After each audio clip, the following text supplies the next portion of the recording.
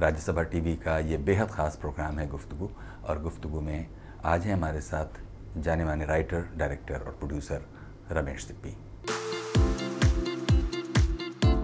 रमेश सिप्पी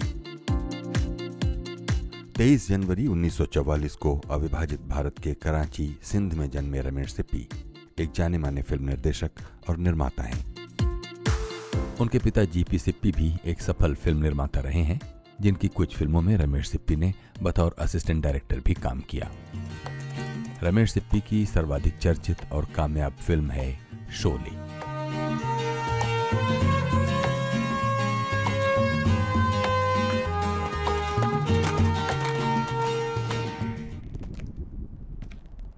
तेरा क्या होगा कालिया? सरदार, मैंने आपका नमक खाया सरदार। अब गोली खा।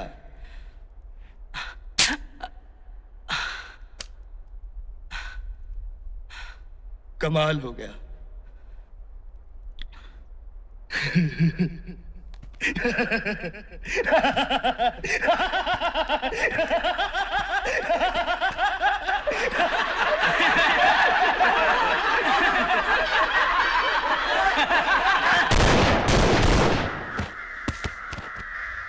जो डर गया समझो मर गया। अपने करीब 50 वर्षों के फिल्म करियर में रमेश सिप्पी ने और भी कई चर्चित फिल्में बनाई हैं, जिनमें अंदाज, सीता और गीता, शान, शक्ति, सागर, जमीन और अकेला प्रमुख हैं। आजा। आ गया।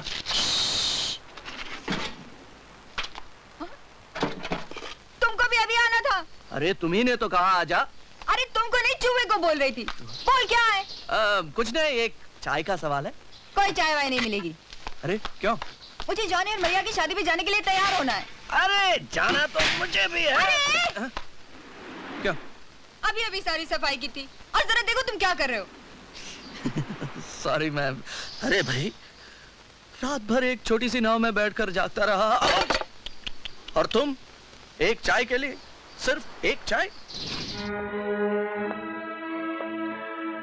इतनी रात गए किसी अजनबी को इस तरह घर बुलाने में आपको डर नहीं लगता? अजनबी तो वो होता है जिसे कोई पहचानता ना हो, और मैं तो आपको थोड़ी देर में अच्छी तरह पहचान गई हूँ। रहा सवाल डर का, वो आदमी जो किसी औरत की इज्जत बचा सकता है, वो उसकी इज्जत पर हाथ डालने की सोच भी नहीं सकता। एक बात है शीतल जी, बड़ी हिम्मत है आप में। यूं अकेले दीपू को बड़ा कर रही हैं। मेरे साथ तो फिर भी मेरी माँ है और मेरे, लेकिन आप अकेले। मैं भी अकेली थोड़ी हूँ। जी, कौन है आपके साथ? मेरे पति हैं। यही लगता है कि आज भी मेरे साथ हैं। उन्हीं का हौसला लेके दीपू को बड़ा कर रही हूँ। कभी कभी ऐसा लगता है कि सचमुच वही इसकी देखभाल कर रहे हैं। जी हाँ, ये तो सच है। आज सुबह जो आप दीपू को गाना सुना रही थी तो सुन के यूं लगता था कि ये गाना माँ से ज्यादा बाप का है। जी हाँ, ये गाना उन्हीं का है। वही गाया करते थे। जिंदगी एक सफर है सुहाना, यहाँ कल क्या हो किसने जाना। जिंदगी एक सफर है सुहाना, यहाँ कल क्या हो किसने जाना। अरे ओडले ओडले हो, ओडले ओडले हो, ओडले ओडले हो, ओडले ओडले। टेलीविजन के लिए बनाया उनका धारावाहिक बुनियाद उस दौर में दर्शकों का प्रिय टीवी सीरियल था। मैं सिर्फ इतना कहना चाहता हूं कि वो जगह ज्यादा महफूज है। महफूज है तो हर जगह, और नहीं है तो कोई नहीं। पिताजी, देर सवेर हमें लाहौर छोड़ना ही पड़ेगा। भूषण? हाँ माताजी, हर सरकारी अफसर से पूछा गया कि बंटवारे के बाद कहाँ नौकरी करोगे। मैंने हिंदुस्तान चुना है, इसलिए मैं कह रहा हूं कि आप लोग मेरे साथ चलिए। पुत्र जी, बंटवारे का मतलब ये तो नहीं कि आबादी की अदला बदली भी होगी। नेशनल फिल्म डेवलपमेंट कॉरपोरेशन के चेयरमैन रह चुके रमेश सिप्पी को पद्मश्री सहित अनेक पुरस्कार और सम्मान हासिल हैं।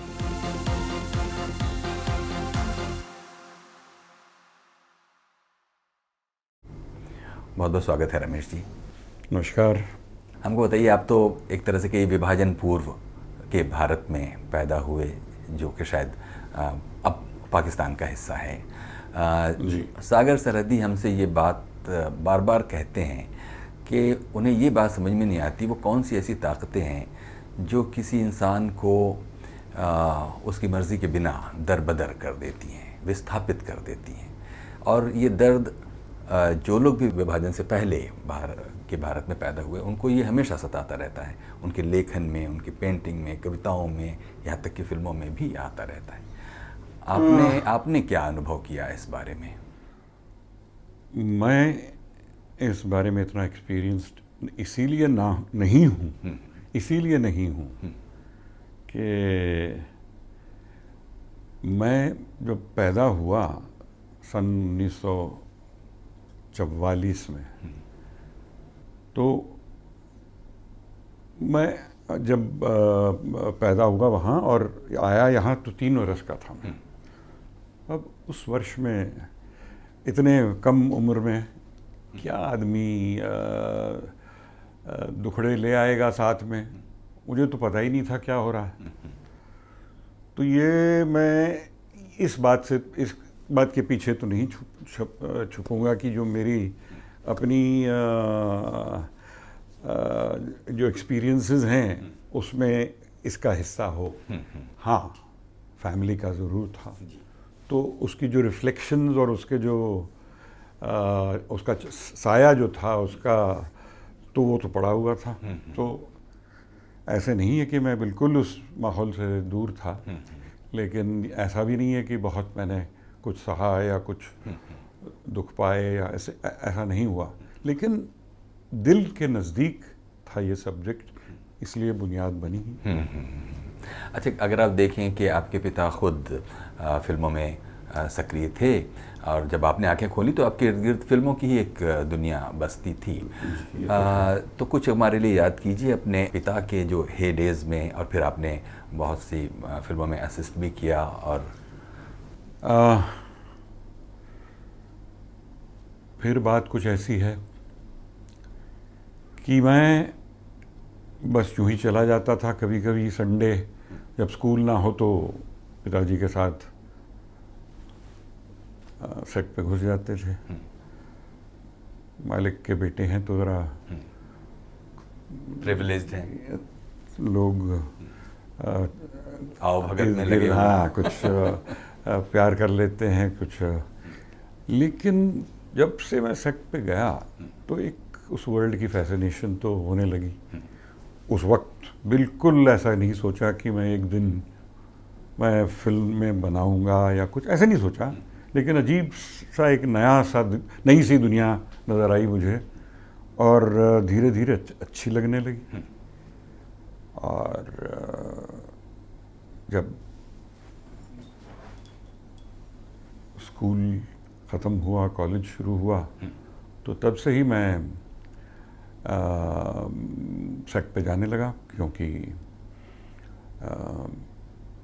हमारा जो कॉलेज था, जय हिंद कॉलेज, सुबह 7 से 10 उसके क्लासेस थे और वहाँ से मैं स्ट्रेट ऑन द सेट चला जाता था और 10 से 10 तक काम। ये 17 बरस की उम्र से शुरू हुआ और ठीक 8 साल ये चलता रहा, जिससे पहले मैंने अपने 25वें साल में पहली फिल्म निर्देशक के रूप में की। तो वो दिन कुछ निराले तो जरूर थे और जिन लोगों से काम किया उस वक्त, तो इन्फ्लुएंस भी उनका काफ़ी रहा। जॉनी वॉकर साहब, मुझे याद है कि बहुत मज़ेदार इंसान थे और काफ़ी फिल्में मेरे पिताजी के साथ की और बहुत पॉपुलर भी थे उस वक्त। फिर महमूद साहब, फिर ऐसे लोगों से रिश्ता बनता गया और मैं दिलचस्पी लेने लगा, खूब लेने लगा। और फाइनली शम्मी कपूर साहब से भी मुलाकात हुई जब ब्रह्मचारी बनने लगी। पप्पी सोनी डायरेक्टर थे, सारी फिल्में पिताजी उनके पीछे थे और प्रोड्यूस कर रहे थे। और तो ब्रह्मचारी में पहली बार मैंने एग्जीक्यूटिव प्रोड्यूसर का रोल अदा किया और काफ़ी प्रोडक्शन में मैं आगे बढ़ गया कि अब समझना चाहिए कल अगर फिल्में बनानी हैं तो कैसे संभाला जाए, सेट पे कैसे संभाला जाए, वो भी सीखना ज़रूरी है। और वही किया मैंने। और फाइनली जो क्रिएटिव अर्ज होता है वो सेट पे नज़र आया कि जो हो रहा था, बड़ी बेचैनी थी कि मैं भी कुछ बोल दूं कि कुछ ऐसा हो जाए, कुछ वैसा हो जाए। लेकिन 10 में से 9 बार रोक लेता था अपने आप को। 10वीं बार किसी के कान में कुछ कह दिया और फाइनली कुछ मेकअप के कमरे में कुछ बोल दिया, कुछ इधर बोल दिया, कुछ उधर बोल, ऐसे चलता रहा।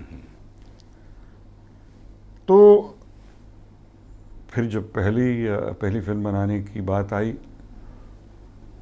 तो उसे कहते हैं, सबने बेवकूफ़ कहा मुझे कि भाई तुम ये क्या सब्जेक्ट बनाना चाहते हो तुम?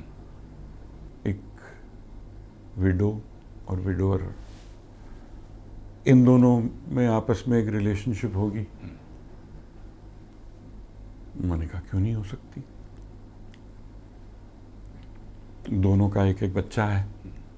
अगर लोग चाहेंगे कि ये दोनों मिलें ताकि ये 2 बच्चे भी साथ पले और बड़े हों और अकेलापन दोनों को महसूस हो रहा है, तो अगर आगे चल के ये अच्छा सा रिलेशनशिप बन सकता है तो सबके लिए भलाई है इसमें। तो लोग क्यों ना भूलेंगे?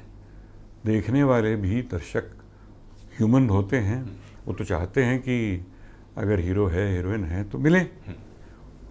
और नहीं, ऐसे सब्जेक्ट लोगों को नहीं पसंद आते। कुछ हद तक उनकी बातें गलत नहीं थी, क्योंकि हिंदुस्तान में तब भी ये नहीं हुआ था और शायद आज भी कुछ ऐसे लोग हों जो पुराने ख्यालात के लोग हों और फिर भी हिम्मत की और आगे बढ़े। अंदाज बन गई, उसमें 2 गेस्ट अपीयरेंसेस भी थे। राजेश खन्ना साहब बहुत उनके वो तो सुपरस्टार बनने लग गए। इंट्रोड्यूस हमने ही किया था उन्हें। पिताजी ने फिल्म एक राज में बबीता के साथ इंट्रोड्यूस किया था। फिर बंधन बनी हमारी कंपनी में, नरेंद्र बेदी ने डायरेक्ट की। और फिर उन्होंने अंदाज में एक गेस्ट अपीयरेंस किया और गाना बहुत हिट हुआ उनके साथ, जो ज़िंदगी एक सफ़र है सुहाना, यहाँ कल क्या हो किसने जाना। तो इस तरह शुरुआत हुई। तो अंदाज के बाद तो फिर सीता और गीता और फिर वो एक सिलसिला सा चल निकला और उसके बाद फिर शोले। अगर आप देखें तो ख़ुद बरसों से आप ये इंटरनेशनल फिल्म फेस्टिवल्स दुनिया भर के देखते हैं। हम लोगों की फ़िल्मों के बारे में और ख़ास तौर पर जो हम लोगों की ये जो एंटरटेनमेंट और कमर्शियल वैल्यू की फ़िल्में हैं, उनको लेकर जो दुनिया के बड़े हाईब्रो फिल्म क्रिटिक्स हैं वो बड़ी नीची नज़र से देखते हैं। आपने कभी महसूस किया है? ये बात सही है, लेकिन उसकी वजह भी है। जब आप कमर्शियल फिल्म बनाने निकलते हैं तो आपका पहला काम ये है कि फिल्म ऐसी बने जो लोगों को पसंद आए, आम लोगों को पसंद आए। लेकिन वो बात भी आजकल बदल रही है। जो लोग सिनेमा जा रहे हैं आजकल, ये जो सारी आजकल के the new theatres, the little theatres, the multiplexes, the 200 seater हैं और उनके भाव काफ़ी चढ़े हुए हैं। तो इनमें बिल्कुल जो आम जनता है वो नहीं आती अब। वो छोटे छोटे कुछ थिएटर्स हैं जहाँ चले जाते हैं, वरना वो टेलीविज़न पे देख लेते हैं या अपने फ़ोन पे देख लेते हैं। गांव-गांव में अब सब फ़ोन पे देख लेते हैं। तो कुछ बिजनेस का वो जो है वो भी बदल रहा है। तो जो क्रिटिक्स की बात की आपने, वो हमारी फिल्मों को कुछ नीची नज़र से देखने लगे थे।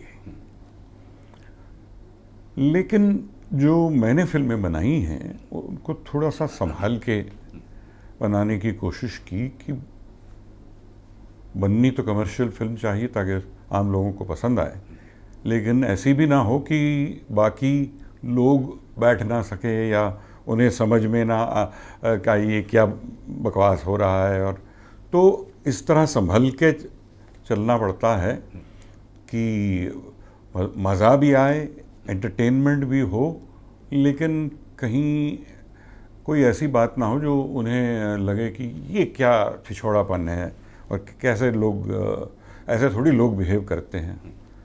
तो वो संभालने की कोशिश ज़रूर की और उसका फल मुझे ज़रूर मिला। इसमें लेकिन एक चीज़ हो सकता है, ये सवाल आपको थोड़ा खटके, लेकिन मैं फिर भी ये कहूँगा कि आप लोगों की जो फिल्म मेकिंग का जो कारोबार है, मैं उसे कारोबार की तरह कहूँ अगर, कि पिता से मिला हुआ, इनहेरिट किया हुआ एक बिज़नेस है जिसको आपको आगे बढ़ाना है। उसके बाद आपके बेटे उसको आगे बढ़ाएंगे, उनके बेटे आगे बढ़ाएंगे। एक आपके पास वो जिसे कहते हैं कि डायरेक्टोरियल एक्यूमेन हो या ना हो, क्योंकि वो एक बिज़नेस इनहेरिट किया है, आपको कुछ उसका ट्रिक ऑफ द ट्रेड मालूम है। आपने कुछ कंपोनेंट्स इधर से उधर से सब लोगों को, स्क्रिप्ट राइटर तो कैमरामैन और इसको, तो जो एक बड़े बड़े इंटरनेशनल फिल्म स्कूल्स हैं जो फिल्म मेकिंग के बड़ी बारीकियां समझाते हैं और उसमें सारे डिपार्टमेंट्स की बड़े स्पेशलाइज, अगर ऐसे इसको थोड़ा सा कहकर। बात सही आप कह रहे हैं। ज़रूर कहीं ना कहीं हमारे लिए इसलिए आसान था कि हमारे पिताजी इसी पेशे में थे, बिल्कुल इसी पेशे के थे। तो लेकिन वो फ़ायदा इतना सा होता है। अच्छा, शुरुआत के लिए, शुरुआत के लिए ज़रूर उसका फ़ायदा रहता है, क्योंकि आप वरना दर दर ठोकरें मारते फिरेंगे। लेकिन अगर आप में दम है तो चलिए वो पहली फिल्म में होगा। अगर वो नहीं ठीक जाती तो शायद एक और मौका मिल जाएगा। लेकिन बार बार तो कोई डिस्ट्रीब्यूटर तो नहीं आने वाले। तो पिताजी फिर यही बोलते कि बेटा तू प्रोडक्शन संभाल ले, डायरेक्टर बाहर से हम लाएंगे, नहीं तो कंपनी कैसे चलेगी। उनको भी कहना पड़ता, मुझे भी यही करना पड़ेगा। अगर ऐसा है, अगर इंडिविजुअल में कैपेसिटी होगी तो ज़रूर सही होगा। और कुछ हर फिल्म चल नहीं सकती, ये आपको मानना पड़ेगा। लेकिन आप कोशिश करेंगे कि सब्जेक्ट्स ऐसे हों कि हटकर भी हों और कमर्शियल भी हों। और मैं भी कर रहा हूँ, बेटा भी कर रहा है। कौन कितने हद तक सफल होता है वो अपनी अपनी कहानी है। बिल्कुल। तो आई डोंट थिंक उसका ये ऐसा फ़ायदा है कि ज़िंदगी भर आप अपने बाप दादा के नाम पे कमाते रहेंगे, ऐसे नहीं हो सकता। वो एक ब्रांडिंग हो जाती है, बट उसके अलावा आप अगर अपने काम में नहीं दिखाएंगे तो फिर कुछ नहीं होगा। अच्छा, अब शोले के बारे में हम आपसे ज़रूर जानना चाहेंगे, क्योंकि शोले एक ऐसा मील का पत्थर है आज हम लोगों की पूरी 100 साल के फिल्म इतिहास में, कि उसकी मिसालें दी जाती हैं। जब आप मोड़कर उसके पूरे बनने की प्रक्रिया के एक तरह से कहिए कि अगुआ की तरह जब आप उसको देखते हैं, तो वो मिरेकल क्या आपसे भी हो गया जिससे वो एक शाहकार बन गया? आपने सही वर्ड इस्तेमाल किया, मिरेकल। जी, मिरेकल का कोई एक्सप्लेनेशन नहीं होता, तो शोले का उस तरह का कोई एक्सप्लेनेशन नहीं है। शोले एक ऐसी फिल्म है जो हमने बिल्कुल इस तरह प्लान की कि ये अच्छी चीज़ बननी चाहिए, बढ़िया चीज़ बननी चाहिए। सलीम जावेद ने स्क्रिप्ट भी ऐसा लिख दिया कि जिसको एक फाउंडेशन बना के हम आगे अच्छी फिल्म बना पाएँ। उस हिसाब से हमें कुछ कलाकार भी ऐसे मिल गए जो बिल्कुल सही माने में अपने अपने रोल में फिट हो गए, और सारे टेक्नीशियंस, चाहे वो राइटर्स हो, म्यूज़िक डायरेक्टर हो, कैमरामैन हो, लिरिक राइटर हो, साउंड इंजीनियर हो, या जितने सारे लोगों ने काम किया। और हमें याद है कि हमने बाहर से भी कुछ लोग मंगाए थे एक्शन सीक्वेंसेस के लिए कि वो भी हमारी मदद करें। हम पहली बार कर रहे थे तो उस पैमाने पे, सो उनका भी हाथ रहा। फिर बाद में फिल्म गई लंदन टेक्निकलर लैब में, जहाँ उसे 70 mm में बनाकर स्टीरियोफोनिक साउंड में तैयार किया। तो ये सारी चीज़ें साथ में जब लगा दी तो ज़रूर एक कॉन्फिडेंस तो होगा।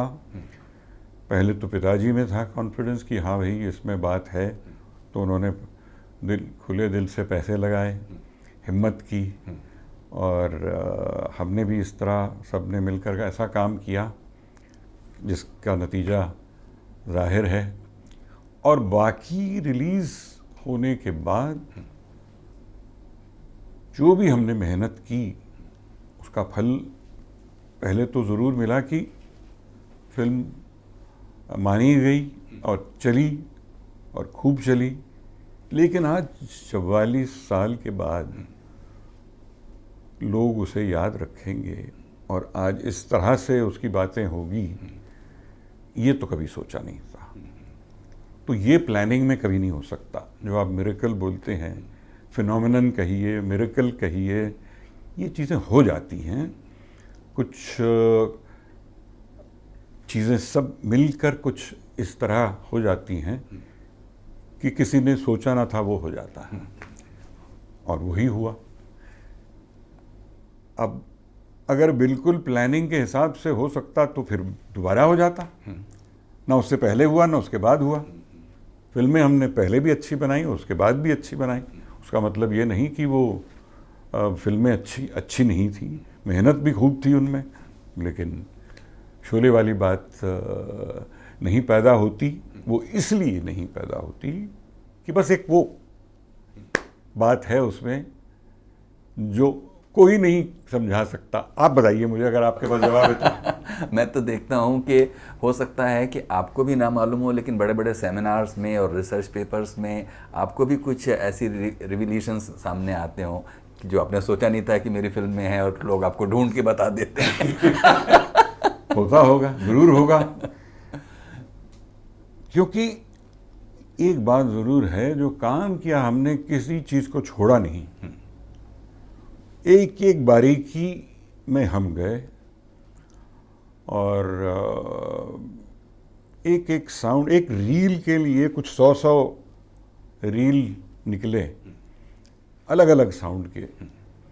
थिएटर के अंदर हम वो जो तांगा है उसको घुसा कर ले गए और उस पर चढ़ने उतरने के साउंड भी अलग लिए, एक एक अलग अलग रील पर एक एक साउंड उसका था।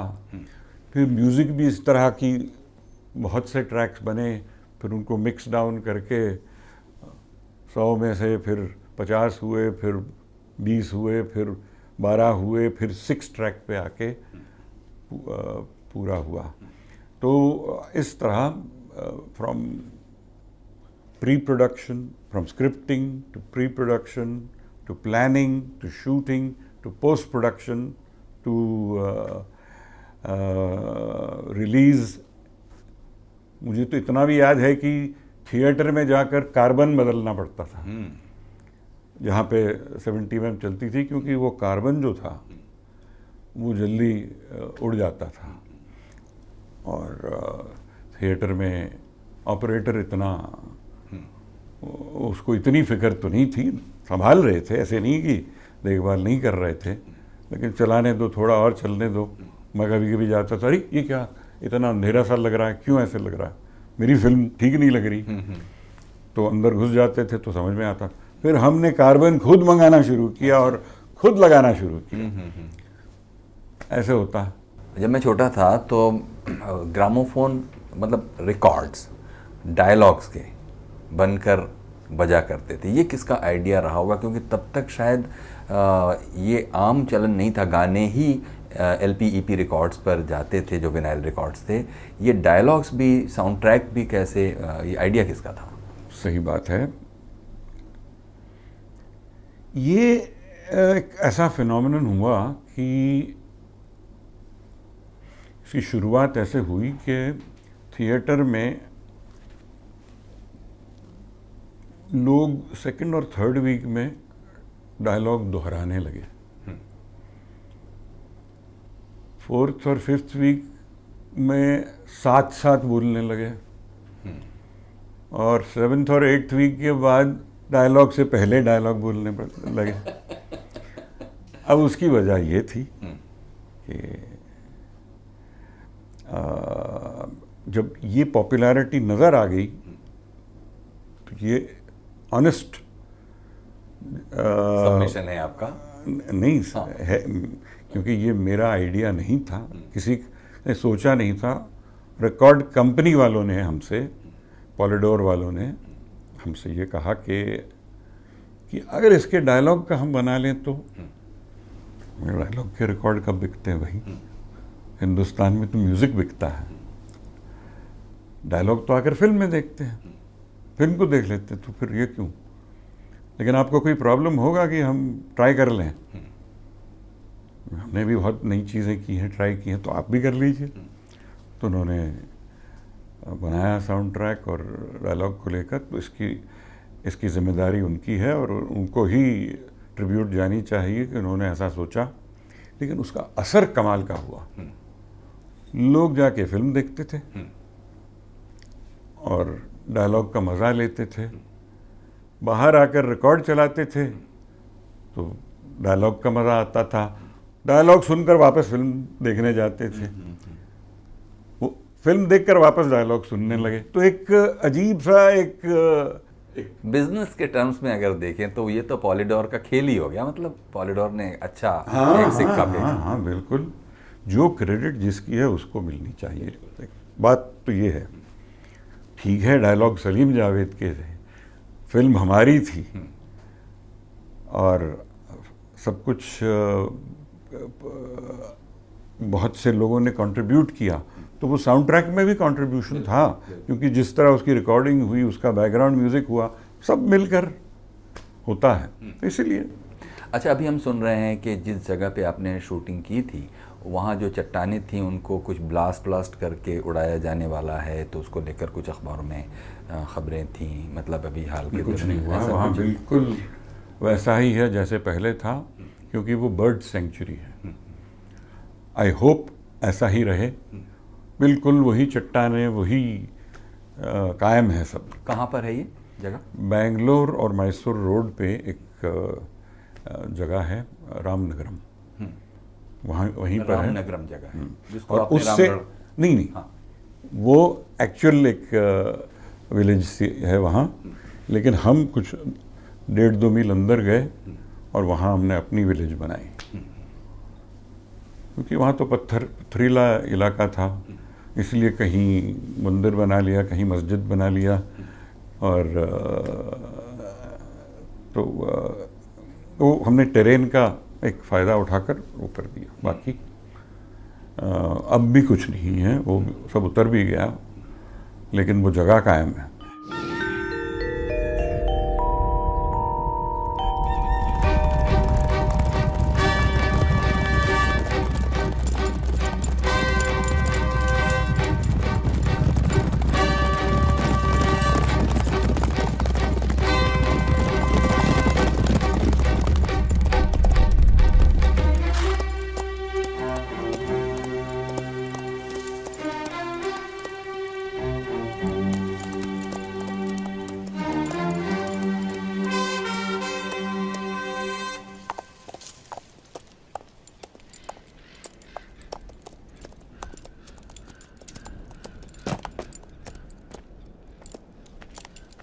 अरे ये क्या है? चिट्ठी? काले अक्षर भैंस बराबर, चिट्ठी नहीं तो क्या है? पढ़। गब्बर सिंह, तुम अगर एक मारोगे तो हम 4 मारेंगे। 4 मारेंगे? अरे देख तो लो, दोनों वही हैं कि किसी और को मार के फेंक दिया है।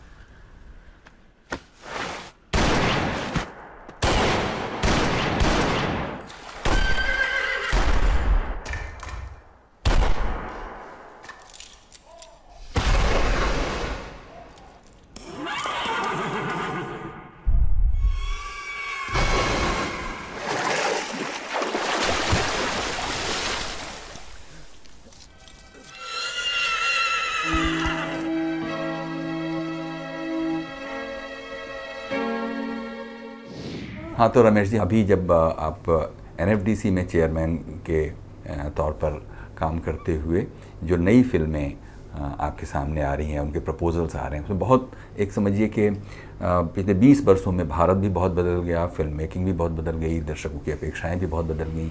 शायद अब वो शोले जैसा कोई एक मेलोड्रामा यारों को पसंद भी ना आए। क्या इस पर आप? बिल्कुल हो सकता है ऐसा। वक्त के साथ साथ तो चलना ही पड़ता है, सबको चलना पड़ता है। आप कितनी कोशिश करें, पुराना ज़माना और उनकी बातें अपनी जगह बिल्कुल सही हैं, अच्छी भी हैं, लेकिन जैसे हमने एक बदलाव लाया, आगे भी बदलाव आता ही रहेगा, आज भी हो ही रहा है। और इसका मतलब ये नहीं कि हम उस बदलाव का हिस्सा नहीं रहेंगे, लेकिन बहुत से और यंग क्रिएटिव लोग आ रहे हैं, रोज़ आ रहे हैं, और वही ले आएंगे वो बदलाव। NFDC के लिए के चेयरमैन तो हम 3 साल के लिए थे, और अब मेरे हिसाब से तो NFDC ने बहुत अच्छा काम भी किया है, नए नए लोगों को चांस दिया है और चीज़ें आगे बढ़ी हैं। लेकिन NFDC ही है, पहले FFC का नाम था उनका, फिल्म फाइनेंस कॉरपोरेशन, और उन्होंने जो गांधी फिल्म बनी थी बाहर की, रिचर्ड एटनबरो ने जो बनाई थी, बेन किंग्सली ने रोल अदा किया था गांधी जी का, तो वो उसके पीछे NFDC या FFC का बहुत बड़ा हाथ था। फिर वो NFDC बन गई और नए नए लोगों को चांस देने लगी, नए डायरेक्टर्स उसी से पैदा हुए हैं, नए मेकर्स उसी से पैदा हुए हैं, और बहुत उसका अच्छा रहा है। लेकिन अब फिर आप जैसे आपने कहा कि बदलाव आ रहा है, तो वहाँ भी बदलाव आना चाहिए, और बदलाव कुछ ऐसा होना चाहिए कि वक्त के साथ साथ आगे बढ़ें हम। अच्छा काम हो रहा है और ऐसा ही चलते रहना चाहिए। बहुत बहुत शुक्रिया रमेश जी, आपने हमारे लिए इतना समय दिया, बहुत शुक्रिया। ये थे writer, director, producer Ramesh Sippy program Guftagoo में। कुछ कहना चाहते हो आज के इस एपिसोड के बारे में तो हम लिख सकते हैं feedback.rstv@gmail.com पर। और इस हफ्ते जो प्रतिक्रियाएं आपकी हम तक पहुंची हैं उनमें से एक प्रतिक्रिया फ़िलहाल आपके लिए।